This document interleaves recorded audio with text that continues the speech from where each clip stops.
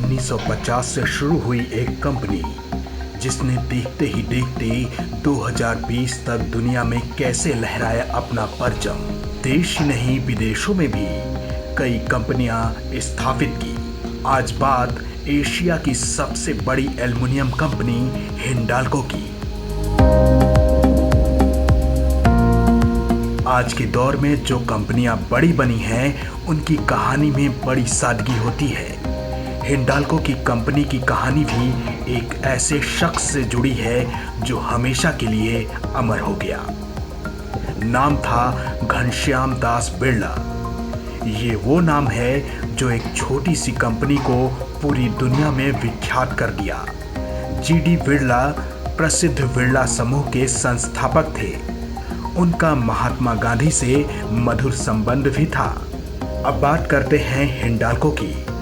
साल 1958 में हिंडाल्को ने सोनभद्र में अपना पहला एल्युमिनियम प्लांट शुरू किया। सोनभद्र में भरपूर पानी, कोयला उपलब्ध था। पूरा इलाका जंगलों से पटा पड़ा था। आबादी के नाम पर महज चंद लोग। रेणुकूट में इंडस्ट्री की शुरुआत हुई।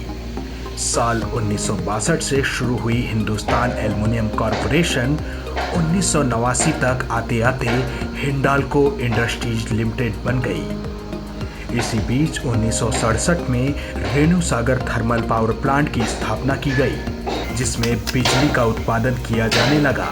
लाइन प्लेट में ज्वाइन करने के बाद ड्रम फिल्टर बना, फिर लाइन प्लांट बना और इसके बाद फिर ड्रम फिल्टर को हटा करके फिर दूसरे जगह स्थापित किया गया ड्रम फिल्टर। और डाइजेशन का विकास हुआ, पीपीपी का विकास हुआ। पहले जो है कि केवल एक लिफ्ट थी, अब इस बार 3 लिफ्ट हो गई।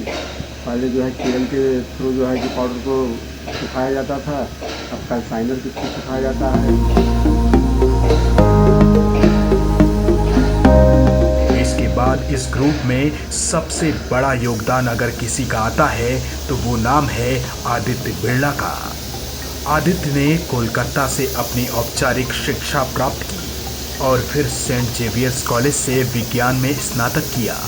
इसके बाद वो मैसाचुसेट्स इंस्टीट्यूट ऑफ टेक्नोलॉजी से केमिकल इंजीनियरिंग में उच्च शिक्षा प्राप्त करने के लिए अमेरिका चले गए। मैसाचुसेट्स इंस्टीट्यूट ऑफ टेक्नोलॉजी से केमिकल इंजीनियरिंग करने के बाद आदित्य बिरला भारत लौटे और अपने खानदानी व्यवसाय में शामिल हो गए। लेकिन आदित्य सिर्फ इतने में ही संतुष्ट नहीं हुए। आदित्य ने ईस्टर्न एक्सप्रेस मिल्स से कपड़े का व्यापार शुरू किया, जो कोलकाता में बहुत सफल रहा। इस सफल प्रयोग से उन्होंने परिवार के डूबते हुए कपड़े के व्यापार में नई जान डालकर पुनः जीवित कर दिया।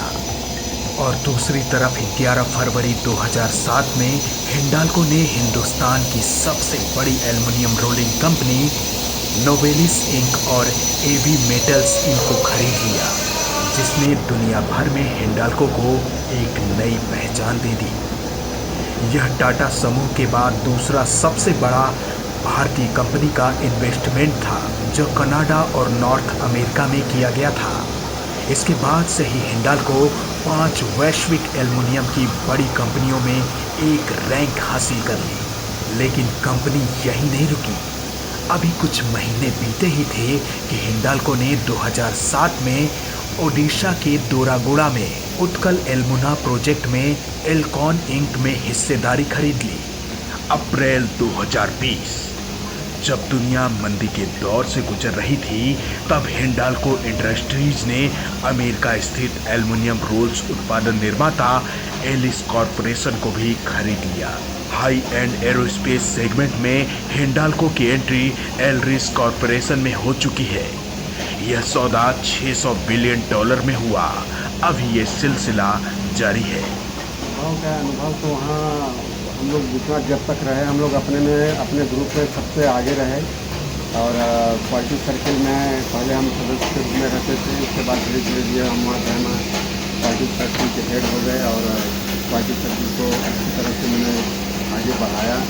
और हर महीने में या मान के चलिए साल में 7 मतलब हम लोग टेस्टिंग करते थे, जिसमें कि बहुत ज़्यादा प्रोडक्शन मतलब कि बढ़ा और खर्चे कम आए, एक्सीडेंट का खतरा कम हो गया।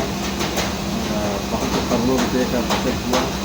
ये सब देख करके मतलब बहुत ज़्यादा ही फायदा हुआ। मतलब फिर अनुभव करता समझे बहुत ढंग से हम लोग काम करते हैं। किसी भी उद्योग को शुरू करने के लिए क्या क्या होना चाहिए?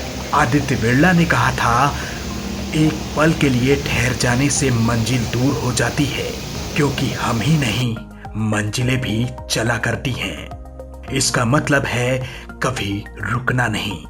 हिंडाल्को 10 देशों में 37 ब्रांच और 40,000 से भी अधिक लोगों के साथ काम कर रही है और ये सिलसिला अब भी बरकरार है और हिंडाल्को अब आसमान में ऊंचाइयां छूते जा रहा है।